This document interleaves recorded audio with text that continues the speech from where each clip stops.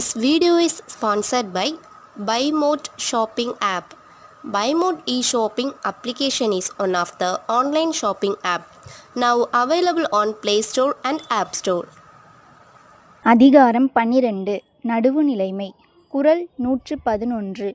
தகுதி எனவொன்று நன்றே பகுதியால் பார்ப்பட்டு ஒழுகப் பெறின். விளக்கம். பாரபட்சம் பார்க்காமல் எல்லோரையும் ஒன்றாக பார்த்து பழகும் தன்மைதான் பாராட்டப்படும்.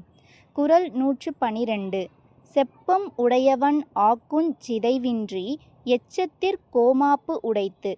விளக்கம். நடுவுநிலையாளரின் செயல்களும் அதனால் விளைந்த பயன்களும் அடுத்த தலைமுறையினருக்கும் சென்று சேரும் சிறப்பு வாய்ந்தது. குறள் 113. நன்றே தரினும் நடுவிகத்தாம் ஆக்கத்தை அன்றே ஒழிய விடல்.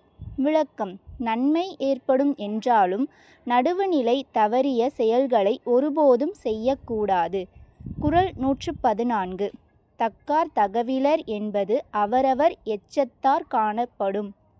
விளக்கம். ஒருவர் நடுவுநிலையுடன் செயல்படுகிறாரா இல்லையா என்பது அவரது உடல் மொழியிலும் செயல்களிலும் தெரிந்துவிடும். குறள் 115.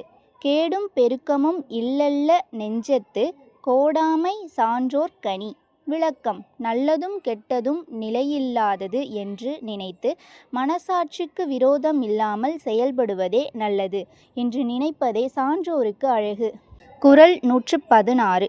கெடுவல்யான் என்பது அரிகதன் நெஞ்சம் நடுவோரியை அல்ல செய்யின். விளக்கம். நடுவுநிலை தவறி செயல்பட்டால் தனக்கு அழிவு நேரிடும் என்பதை உணர்ந்து கொள்வது நல்லது. குறள் 117. கெடுவாக வையாது உலகம் நடுவாக நன்றிக்கண் தங்கியான் தாழ்வு. விளக்கம். நடுவுநிலையோடு செயல்படுபவர் வறுமையில் இருந்தாலும் இந்த உலகம் அதை இழிவாக எண்ணாது. குறள் 118. சமன் செய்து சீர்தூக்குங் கோல்போல் அமைந்தொருபால் கோடாமை சான்றோர் கனி. விளக்கம். எந்த பக்கமும் சாயாமல் நடுவில் நிற்கும் தராசின் முள்போல் நடுவுநிலை தவறாமல் இருப்பதுதான் சான்றோருக்கு அழகு. குறள் 119. சொற்கோட்டம் இல்லது செப்பம் ஒரு தலையா உட்கோட்டம் இன்மை பெறின். விளக்கம்.